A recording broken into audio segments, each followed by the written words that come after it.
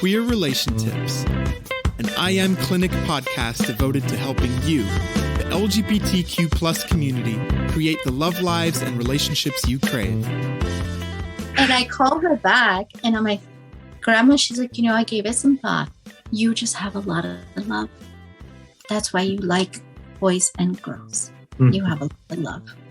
And that was her response. I thought I was going to die those 15 minutes because she's the love of my life. And I was like, oh my God. Uh-huh. But that's what she said, is you have a lot of love. So I would tell my younger Jenny or any young bisexual person, you just have a lot of love. That's all it is.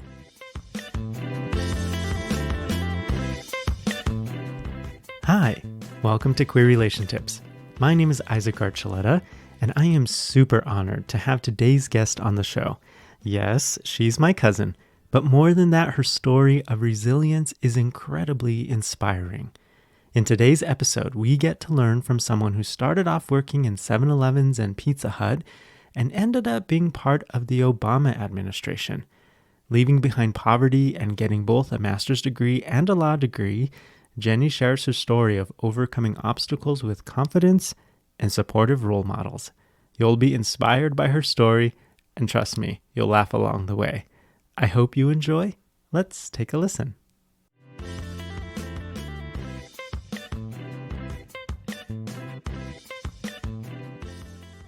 I think it's pretty fascinating talking to you about it because you're my little cousin, and I'm the first granddaughter.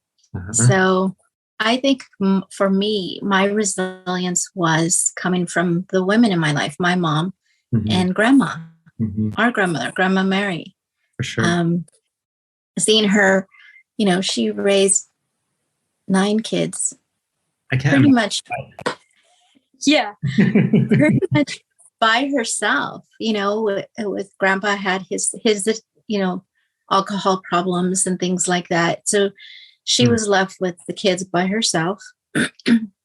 So because of grandma and being her first grandchild, I was at her hip all the time. So I saw everything. She confided in me, like we shared stories. She was my confidant. I could tell her anything. So she really shaped me. And, watching how hardworking she was. For years, she cleaned in the hospitals. I don't know if you knew that. She was janitorial staff and in the emergency room. And that's how she worked at nights to feed her kids. And that's what she did. Yeah, I think when I arrived on the scene, they had the restaurant, the Mexican restaurant on Santa Fe. Yes. Those are some of my first memories, Grandma. Yeah. Her and my mom did that with Uncle Dave. And it was a difficult time. I went to work at Pizza Hut. There's too many people in the kitchen. So I wanted my own space, As you kind of started taking your own steps and becoming your own person and through high school and college and graduate school, what were some of the blocks that you experienced? Maybe from that background. That's a good question. I think for me, coming from my grandmother and my mom, they always told me you could be and do whatever you want. You just have to work. The Mexican work ethic. You work hard, have 2 jobs, just work. So I think what a big block for me was navigating these new places. Grandma, she didn't graduate high school. My mom went to the 9th grade. My dad didn't graduate high school. So for me, just being in the unknown, like I didn't have anyone else who had finished high school. But no one in my family had gone to college. I have a law degree and a master's degree. And I think part of it was always feeling like someone let me in here. I'm going to stay. I never felt like I have friends who they talked about college life or their futures at a dinner table. And that was their dialogue. Like that was normal. And for me, someone said, you need a scholarship when I was in the 10th grade. And I was like, what is a scholarship? Like I had no point of reference. So for me, I think the hardest was just navigating a whole new world by myself. aside from being Latina, aside from being a woman, beside of having, gay ideas, but not really knowing that that's what they were, So it was just navigating this whole life by myself. I feel like I'll kind of share my experience because I'm wondering if we resonate a little bit, but it was almost like I didn't know what I didn't know. Right. And I was kind of like experiencing all of these things inside about my sexual orientation, but then I was watching all of these white people like flow through the world thinking like, what kind of rocket booster did they get that I didn't get? And how are they doing this so easily? And like, whoa, wait a second. I don't know a lot of stuff. What the hell's happening here? Yeah, exactly. Like something so fundamental. When I went to college, I didn't know how people got their books for classes. Like nobody told me that. And I went to orientation and I was just like, okay, how do I know what book is for what class? Like there was literal 0 point of reference. And just things like that. Apart from gay ideas, not. Oh, absolutely. Yeah. And obviously, as you've mentioned, being Latina and female, like that. This is like, how did it feel to approach the world from this context? Like, I feel like you'd have to pick up like this armor every day, or like this courage, or you'd need like 12 hours of sleep to get through the day with all these questions. If there is, let's say, a young Latina, 16 years old, a junior in high school, if you could kind of help her fill up her emotional backpack for the day that she might need to be prepared, and if you maybe could show her some things that were in your emotional backpack to approach these challenges, to be confident, to be courageous, what did you arm yourself with every day? So if I was talking to a young person who's having a hard time today, I would say, just take a deep breath, because a week from now, a month from now, a year from now, 5 years from now, you will not remember this moment. It's hard right now. But give it some time and it will get easier. But at the same time, if you want something, work backwards. I want to go to law school. What do I need for that? So I figured it out. Like, you have to take the LSAT. You have to have good grades in undergrad. You have to have extracurricular activities to prove that you're a candidate. You have to write a viable statement. Okay, I knew these things. So work backwards. Find your goal. Create the steps that you need to get by working backwards. And then do it one step at a time. One step at a time.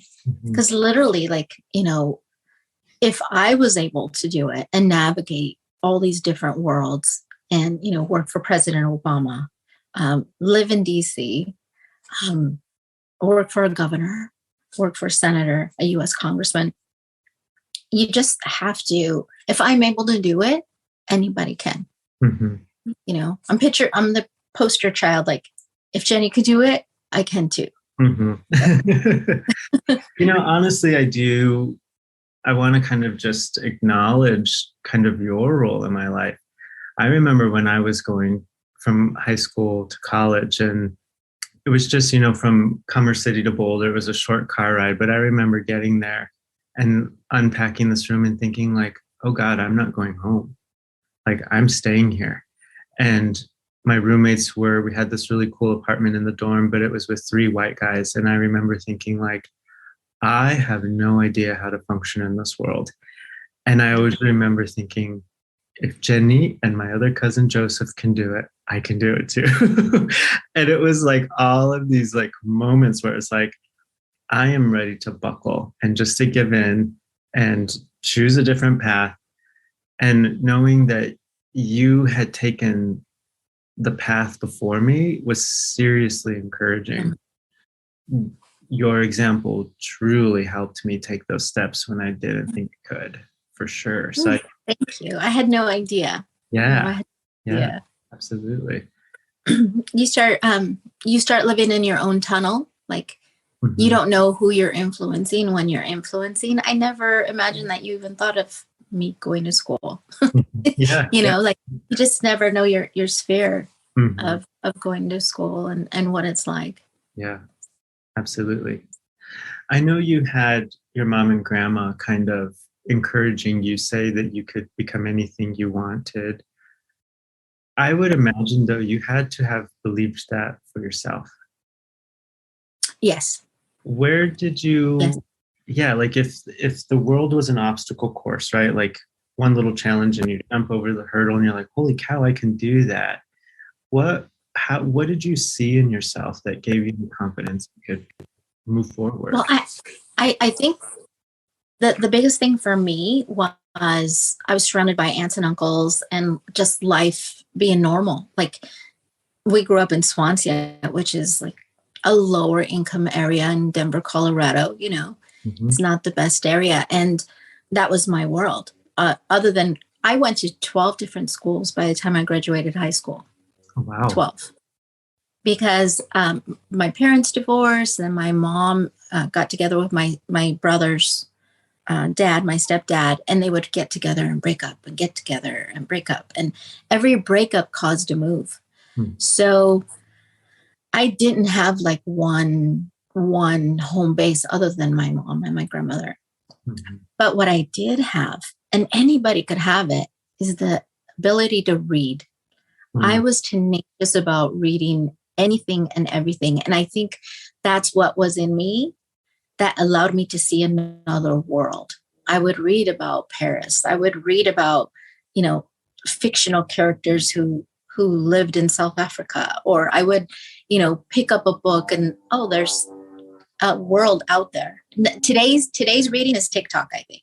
Because young people are like, that person lives in New York. Look what they do in New York, right? So they're substituting reading, what I have reading as TikTok in today's kind of thing. But I think for me, my love for reading books is what helped me get through everything. Because then I could read what do I have a funny story, actually. So my dad, he's mostly Spanish speaking. And when I was 11, we went to the secondhand store so he could buy some work pants. He was a mechanic for a foundry. So he made giant metal parts and he'd tear through his jeans. So he's like, here's $10, mija. Ve, cómprate algo. Here's $10. Go buy something. So I took that $10 and I went to the book section. All the books were 10 cents each, right? So I had $10. So I hurried up, grabbed all these books, went and paid for them. And they gave me like a garbage bag. And when I was in the car, I was like tearing off all the covers of all these books because I was 11 years old. And I bought romance novels, $10 worth for the summer, reading nasty books. I would have gotten so much trouble if he saw the sexy covers. So that summer, I learned some things that a young child should not be learning. But that was so fascinating that like reading was not part of my parents' normal. So they didn't care or even supervise what I was reading. Sure. So I was that was my freedom. Like, so much to learn. That's why I didn't get caught. So I was, that's like a good story. I still haven't told him even. I won't tell him because he'll still yell at me for doing it. For sure. That's a hot and steamy summer in more ways than one. I had so much fun because I knew it was so taboo, Oh, I'm sure. How fun. What an entrance to the world. The adult. Yeah. What is that? And then I would look up what that meant, my little dictionary. For sure. That's awesome. Yeah. I still was a nerd. This is kind of piggybacking off of what you're saying here, but a couple of months ago, Joe and I took the train from Denver to Winter Park and we were going to go snowshoeing and we were kind of looking around where we were going to go. So we had our phones out and this place pops up, Devil's Thumbs Ranch. We're like, I've never heard of this. So we called the place and this guy comes and picks us up and it's like this luxury hotel, like in the middle of the mountains. It was so pretty. But I remember walking in there, and this was just literally like 2 months ago. And it was weird to feel like I belonged there. Yeah. It was like I was in someone else's culture, someone else's world, almost like I had asked for permission to drink the free water and ask a clerk something like, can I ask you something? Am I okay here? And I feel like a lot of Latinx people, we don't know that we can even be courageous about or curious about our world, because sometimes it doesn't feel like our own. Yeah. It feels like I totally agree with that. I think that's part of our humilde, our being humble. We were raised to be humble, not prideful, and grateful. We're being raised to be grateful. And sometimes that being grateful and being humble is in conflict with the culture who was not raised that those are primary moral bounds that we should live by. So that being humble sometimes is juxtaposed to the environment and the people that you're with, and they take that nature that we have as a reason that maybe we're less, or we're not as important, or that we're and ironically kind of innocent, like, oh, they don't know what they're doing, whatever. But they forget that we're actually Latino X, where we come from warriors and we're fierce. And we may look calm and humble on the inside, but we're from generations of people who have struggled. Like our family, we're migrant workers. We're direct descendants from potato pickers. So on our family side, not my dad's side, but I think sometimes we're put in environments where people don't recognize that from our community. We're tenacious. We'll take it and we'll take it.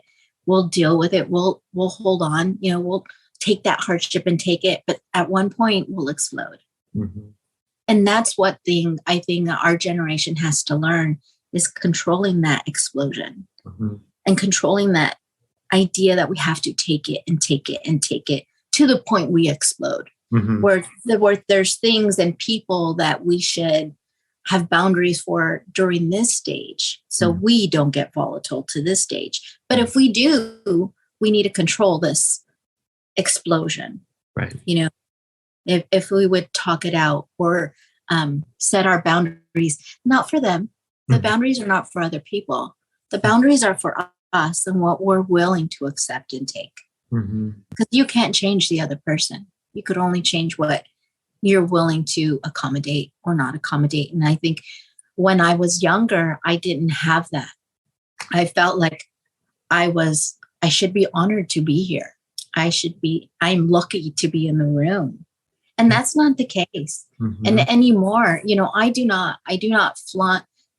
You could ask my wife, like, I do not flaunt that I have the education that I have. I don't talk about it. I don't bring it up. Most of the time, I just say I'm a photographer. I don't let people know that I lived in DC and what I did there, because they change. They change. And they change at one point they're in awe, but then the next level is competition. And I think that's natural instinct for people to feel competitive. It's like, how does little short, curvy Latina get these experiences? Must be affirmative action. It must be this. There's always a must be. No, I worked my butt off. I worked my butt off, and I gave up having children. I gave up being around my family, watching my nieces and nephews grow up, spending time with my I sacrificed to get to have the experiences that I wanted. It wasn't someone gave it to me. No, I fought for it. And I had to fight to stay, and that's, I do think it's interesting, and it even makes me a little angry to think that people become competitive or discredit all of that work, because it really diminishes your strength, your capacity, but also, serious inequity. Like serious inequity. Well, it does if I let them, I don't tell people so that they don't feel uncomfortable. I've interacted with people who cannot read or they can't write, and I don't have to let them know that, what kind of education I've had or what I've done. And then there's people who were born and raised here who have strong family, parents who live together, generational. I have a cousin on my dad's side who just started Harvard Law School this year. Wow. Right. So he was contemplating, like, where should I go? Because there was other places offering. And they consulted with me, and I was like, well, why wouldn't Harvard be your first choice? And he was going through the same identity. Like, that's Harvard. I'm like, you've been invited. You got to invite. Mm-hmm. They want you there. And part of what we need to recognize is that competition that people have with us, it's not us. Mm-hmm. It's their issue. They made life choices that were best for them at that time. I made life choices that were best for me at that time. And because of those differences, I went one route and they went another. There's not a competition. I don't feel competitive with other people, and I don't acknowledge when they're competitive with me. I just kind of move on. Mm-hmm. I don't engage. It's not my fight. It's mm-hmm. them with themselves. Mm-hmm. Sounds like I'm from like a clinical lens. I'm wondering if your ability to do that is because not only maybe believing in yourself, but just this confidence in your ability, maybe your professional gravitas, but even just kind of maybe not around what you've accomplished, but just in who you are. I think part of it is I'm finally happy. There's certain pivotal times in my life where I was like, stress was taken out. I'll give you a funny story. Like, one of our aunts and uncles were coming to live with grandma again as adults, right? And I don't know if everyone knows Isaac's story, but we come from a family who like to partake in recreational things. Yes, right? We do. Yeah. So it was another time when a relative was moving back as an adult with my grandmother, and she was frustrated because they were in a hard place. She couldn't help them. They wouldn't help themselves. She didn't know what to do. And I was sitting there just listening to the exchange, and she looks at me and she says, out of the blue, she's like, you don't have to have children if you don't want to. And I looked at her like, really? I don't. Mm-hmm. She goes, no. She goes, look what happens when you have them. They keep coming back. And I was like, for her, she was just making like a frustration declaration. She was just frustrated. And to me, my world went, oh, I'm sure. You don't have to make enchiladas or have babies. Life is good. Like, so from that moment, being a young Latina person, not thinking that my destiny was to birth some children, and be a good mother. Like, I honor people who could do that. That's the hardest job in the entire world, is being a parent. And I chose not to do that other than my 4 fur babies. But that was a pivotal moment in my life because no one had ever told me I didn't have to do that. Mm-hmm. So that was one. And another one was I can go to college if I wanted to. Mm-hmm. That was another, like, what is college? How do I get to go there? Mm-hmm. That was a pivotal time. Mm-hmm. Oh, I'm sure. So, yeah, that confidence is not always in my best interest, though. I've definitely had failures from it professionally. So I could give you a quick story. My best friend right now today is someone I worked for in U.S. Senator Salazar's office. Her name is Joan. Mm-hmm. And she was his scheduler. And I did my internship with her. And she, hard worker, the best. Scheduling is so difficult. So I worked there for a while. Mm-hmm. And then I went off and became legislative director for a U.S. congressman. I left that office and I went somewhere else. And I was pretty happy. I was legislative director. I had 5 people under me. We were writing the laws, writing amendments. I was working with a congressman, helping him with his votes, navigate committees. And I get this telephone call from someone from the Department of Interior asking me if I wanted to be a political appointee for President Obama. And I said, what would I do? And they were like, well, you would join Joan in the scheduling team. And I said, nope, no, thank you. Mm-hmm. They're like, we'll offer you this much if you come. I'm like, no, thank you. I don't want to do scheduling. Mm-hmm. And so then they call me back a week later and raise the amount, right? Because it's based on the G scale and how many degrees I had. They were like, well, you will make this much if you come. I'm like, no, I don't want to be a scheduler because I'm a legislative director. And they're like, you would be a presidential appointee. I'm like, nope, not going to do it. Mm-hmm. So then 2 years later, they call me back because Joan is still there. Salazar was still secretary for President Obama, and they call me back and they're like, we want to reach out. I'm like, no, I don't want to be a scheduler. I'm not going to do that. And they're like, no, you can be part of the advance team. And I was like, what's advance? I don't know what that is. Mm-hmm. They're like, you travel in advance of the secretary, facilitate all his meetings, interactions, you help the team who's going, and you help with all the logistics. You're a logistics person. And I was like, when you say travel in advance, what does that mean? Because I've never heard of that career. Like, I didn't know that was a thing. Mm-hmm. And they're like, well, if he goes to New York, you go first. If he goes to Texas, you go first. If he goes out of the country, you go first. Set it all up and welcome him and show him where to go. And I'm like, yeah, I could do that. I can do that. But how many people would say no to be a presidential appointee For sure. the first time? And I was like, no, I don't want to do that. That sometimes being overconfident, because now looking back, I was like, what was wrong with me? why did I take that job? Like, overconfidence could be a problem, too.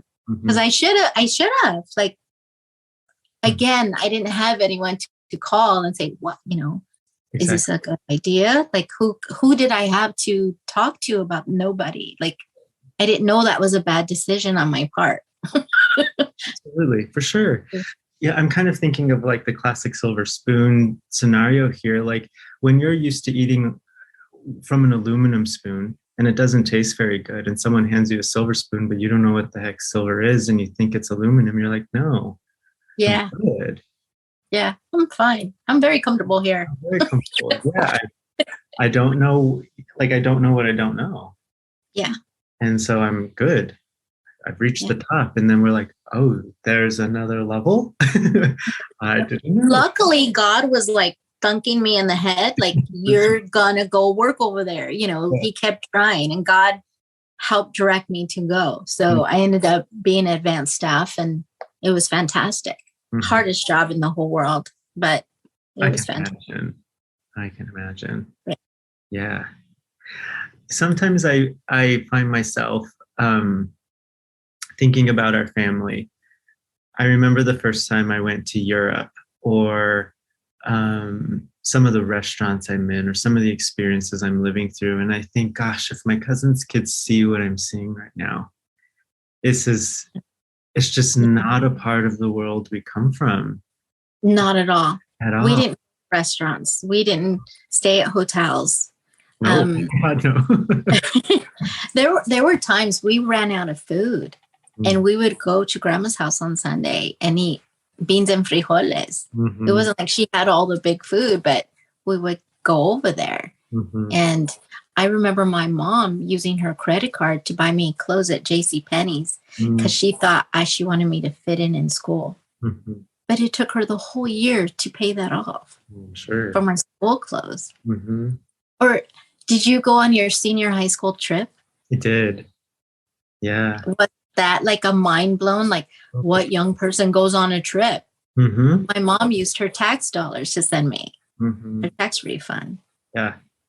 My parents sold their house to pay for my freshman year of college. Yeah. It was crazy. I mean, just like the gratitude of like, how? Why? Like, am I really worth that? You're worth it. You are worth that. My mom took a second job as a dental assistant on Saturdays so I could make it. Meanwhile, I was already working two jobs in college. I worked on campus work study, and then I worked at 7-Eleven on the weekend by grandma's house. Uh-huh. And then my mom took a second job because I casually told her that I'm saving up money because our roommates, the 4 roommates in college, would take turns buying pizza for each other. Mm. So my mom worked a Saturday job to get $50 so I could have paid money to have my pizza turn. Wow. Can you believe that? Like, because she was always really she was more concerned if I fit in than I was. And I think that was very helpful because I did not care, but she was really concerned that I fit in. Uh-huh. And I'm glad she did because I kind of didn't. So she kind of helped. But yeah, I think a poverty at our level where it didn't feel like we were poor, but now that we're older, we can compare what we do. I look at my career and everything that I've been fortunate enough to experience and build, and I look at the team that we have, and we're so lucky. And it's fascinating to me. It almost feels like a different life, like you earned it. You worked for it. You sacrificed and you suffered. Yes. So uh-huh. you earned it. You did the work. Yeah. And I don't know if your listeners or your people, if they could really understand where you and I came from. We came from a lot of sickness. Mm-hmm. We have a lot of relatives that are sick, and we emerged from that environment. Mm-hmm. And that's phenomenal. Mm-hmm. You should be very proud of yourself, Isaac. Yeah. Because you did. Because it was either toxic from addiction or toxic from religion. Mm-hmm. We had the both, you know. Mm-hmm. So you should be very proud of yourself. I mean, you did it. How does that feel for you to look back? I'll share this first. I feel like in some of the places that I've gone, like grad school, college, in many ways it felt like I had to leave behind who I was to code switch, to make sure I was playing the role. And I feel like it took a long time for me to reclaim those pieces of me that I tucked away so that I could navigate certain situations. And I regret doing that. But like you said, I didn't know. I didn't know how else to move and what else to do, Yeah. Yeah.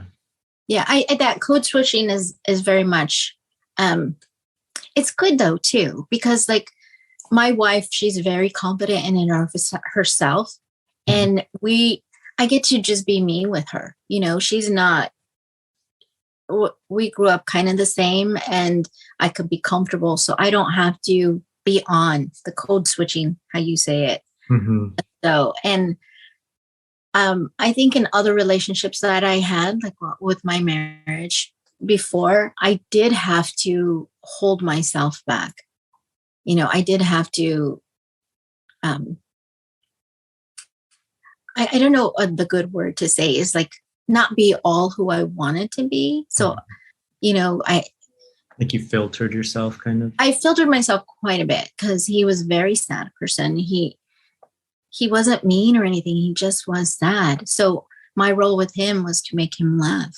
Mm-hmm. To this day, we could talk to each other on the phone, and first thing I do is crack a joke with him. Like, and I was with him for 10 years of my whole youth part. And then after a while, because I had that at home, I didn't have to do the code switching outside. Mm-hmm. So because I was holding myself back of who I was in my home environment, when I wasn't home, I was me. And take it or leave it, like it or not, that's who I was. I made mistakes. I offended people, people took advantage of my kindness and all that wonderful stuff. Like, I don't think none of that was bad. I think it was all who shaped who I was, and I learned from it, kind of like a mouse in a labyrinth. You go the wrong way, you go somewhere else. Oh, that didn't work. Let me try this way. That didn't work. Let me try this way. I don't know. I just didn't have to do that as often. Like I was on a path and I had a goal and I was going to get there. There was The only one, and I'll tell you a quick funny story, I was out of place where I felt completely out of place was my boss, Congressman Baca, had to go to a meeting with Speaker Pelosi. Mm-hmm. And it was a members only meeting, but him being Latino, mm-hmm. Oh, just find your way in there. You'll be okay. Mm-hmm. And I'm like, sir, they're not going to let me in. He's like, just go and take notes and tell me what I missed. Mm-hmm. So I was like, okay, my boss told me to. So I go in and I find the spot behind the door. So the door's open. There was a seat like right behind it. So I'm sitting right behind it. And at that moment, the room starts filling with members of Congress coming in. No one's really paying attention because I'm just a staffer. They don't know who I'm at. And they start discussing world situations, world strategy, political strategy. And I'm there. And at that moment, I was like, if my boss trusts me enough to sit in this meeting with all these people, what is my problem? Mm-hmm. So I close the door. I'm sitting front and center in front of the door and I'm taking notes mm-hmm. for them all to see. I didn't hide. They can't say they didn't know I was there. So I'm like, he says I could be here. So I'm going to be here. Mm-hmm. So I closed the door, came from out of hiding. And so I guess short story short is I've surrounded myself with people who believed in me and gave me chances and gave me confidence when I didn't think I had it. Mm-hmm. It wasn't always a battle or fighting for my space. There's been great humanity.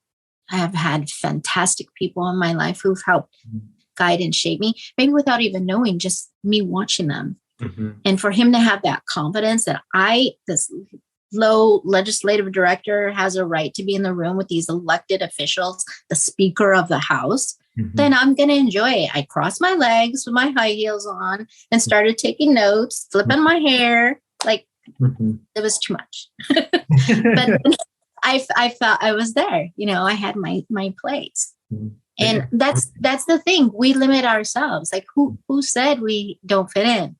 For sure. Back to that statement that what Grandma said. Mm-hmm. They're more afraid than you are. Mm-hmm. They're just as afraid as you are. Sure. Even though we're the ones who don't fit in. Mm-hmm. Yeah. Who says we don't fit in? I do think it takes that kind of courage. And I feel lucky that I do have that courage, that it is a faculty of mine to say like, no, my story, our stories, they matter and they belong. They need to be talked about, mm-hmm. whether that's my experience as a Latinx person or a queer person, but to have that kind of internal fight that says, no, I need to cross my legs with my high heels on and flip my hair and be right here, Yeah, I belong too. Yes, for sure. Yeah, I prove myself. But I have to honestly admit that through prayers for my mom and my family that I came from a hard life, a hard environment, but I didn't have a hard life. Mm-hmm. I'm very happy now. I've had good experiences, stuff I never thought I'd get to. Like I've been blessed and I'm most grateful for it, for opportunities I've had. Mm-hmm. So. Sitting from this seat, if you could look at 16-year-old Jenny, do you think that she would need to know anything, or do you feel like she has everything she needs to get to where you are? No, I would tell 16-year-old Jenny, probably those feelings that you have are real and enjoy them. I could tell another quick story. When I was married in my 20s, I had bought my husband Playboy magazines, mm-hmm. right, as a gift for Christmas. Mm-hmm. So 10 years later, we're divorced, and I talked to him. I'm like, Benny, I want you to know that I'm bisexual. He's like, yeah, I knew. I'm like, no, you didn't know because I'm just telling you right now. Because he was an ex-husband, so I had a fight with him. Like, no, you didn't know because I'm just saying it to you now. He's like, no, I knew. Mm-hmm. I'm like, how did you know? He's like, remember those magazines that you bought me for Christmas? Mm-hmm. I go, yeah. He goes, you enjoyed them as much as I did. And I didn't know that was not normal. Like Sure. I didn't have that point of reference that other women wouldn't be looking at it too. You know, like Sure. I didn't know. So I would tell younger Jenny, those feelings are valid that you have and they're okay. And also if there's a younger anybody who's bisexual, you are just as gay as a gay man. You are just as gay as a lesbian. If you're bisexual, you are also part of the LGBT community. Because I think a lot of bisexuals feel alienated because of that. So I would tell 16-year-old Jenny, it's okay to love people. And I think I've told you this before about grandma when I came out to her. And I said, my mom didn't want me to tell grandma. She's like, you're going to break her heart. Because my mom was very into the church. You're going to break her heart. She's going to be so disappointed. So I was paranoid to tell grandma that I was in love with Linda. I was so scared. So I call her on the phone and I'm like, Grandma, you know, my friend Linda? She's like, yeah. I go, I love her. She goes, I love her too. She's so sweet. I'm like, no, Grandma, I'm in love with her. She's like, oh, call me back in 15 minutes. And I'm like, okay. So I get off the phone. I'm like, what the heck? You know, so I'm waiting 15 minutes. Sure. And I call her back and I'm like, Grandma, she's like, you know, I gave it some thought. You just have a lot of love. That's why you like boys and girls. You have a lot of love. And that was her response. I thought I was going to die those 15 minutes because she's loved my life. And I was like, oh my God. But that's what she said is you have a lot of love. So I would tell my younger Jenny or any young bisexual person, you just have a lot of love. That's all it is. Because of my gayness, I lost like 7 years of my life with my mom because she was really into church. And those precious moments, you know? Yeah. Yeah. So I'm glad to hear that. That makes me so happy. Yeah. That my teacher, being chismosa, helped you a little bit. Do it again. So thankful. Yeah. I'm glad. Yes, absolutely. Yeah. Yeah, for sure. I'm very proud of you, Isaac. I'm very proud of that you're being happy. Yes. Yeah. I'm proud of that. Thank you. I do. It's so fascinating now. There have been moments in life where I think like, I'm really happy, but this is one where I feel like it's not a season. I feel like I've kind of arrived. That's sweet. Yeah. So that's cool. really nice. Yeah. Yeah. So you found your space. I did. Yep. Yeah. And you happen to have a partner who gets to be with you at this time. Yes, for sure. Yeah, actually, I don't know if you know this, but Joe actually helped me name the clinic. We sat down in our little living room when I was in grad school because we dated before. Yeah. And we both sat down and he pulled out a little piece of paper from the printer and he started kind of a little web of like all the words that I was thinking of. And he flipped the paper over and we wrote iAmClinic. And here we are. Wow. 12 years later. Yeah. Full circle. So that's nice. Played a really special part in my life, but also in the life of the clinic for sure. Well, I want to thank you for having me on and spending some time with me. Yeah, absolutely. Yeah. Oh, it's so fun. Talk too much, but I'm sorry. No, it's great. It's great. At iAmClinic and iAmCounsel, we hope you're having a great Pride. We are here year-round, but if you need to process through a challenge or get support for either you or a child, we're here to help. Until then, enjoy your Pride celebrations. Now let's get back to the show. I found myself, even as a therapist, stuck in the belief that I was so damaged I would need therapy for the rest of my life. And as the therapy junkie, I needed to find something else broken that needed repair. I was too damaged to be without therapy, right? No. Instead, what I needed to learn about myself was that I am resilient, and so are you. I have spent a lot of time thinking about that 11-year-old with $10 in her pocket, ready to soak up more of the world. Even in a poverty-stricken environment, she found the willpower to create change, not just internal, but political changes that impact all of us today. I remember watching Jenny from afar as she married her ex-husband. She wore these really cool big glasses that were hip in the 1980s and early 90s. She was so alive and full of joy. And as I watched her go from college to grad school to law school to the senator's office and then leap into the Obama administration, her footsteps seemed so big. I would ask myself, how can I follow with shoes that seem so meager? But as I've learned time and time again, resilience is not something we produce, like creating physical matter out of nothing. Resilience, I have discovered, is inspired by and formulated with the examples of those who go before us.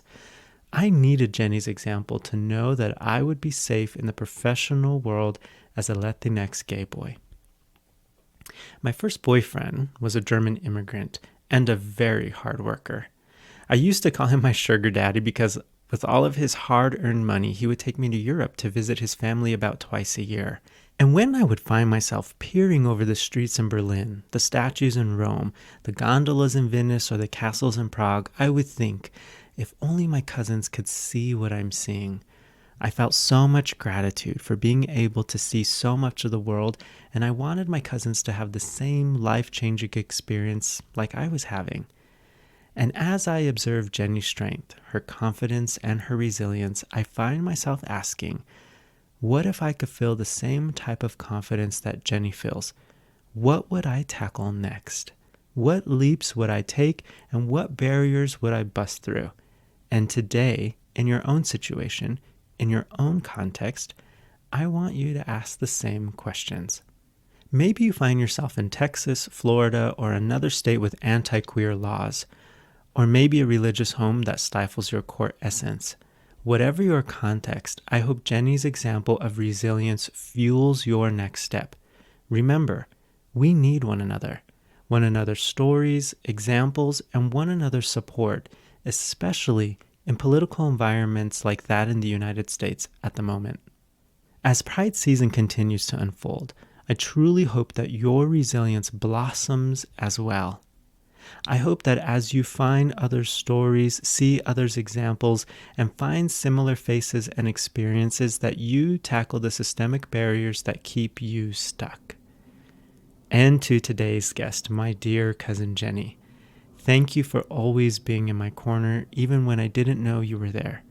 Thank you for being proud of me, and thank you for sharing your story with us today, because it has encouraged me, and I'm sure many others, to take bolder steps in places we didn't know we could go.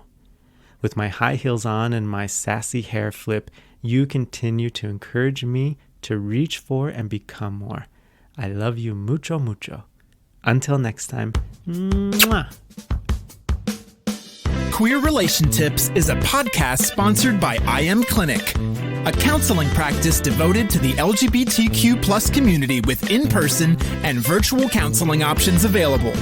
iAmClinic. Create the love lives and relationships you crave. Find us online on Instagram at LGBTQ_therapy and Facebook at iAmClinic. That's iAmClinic.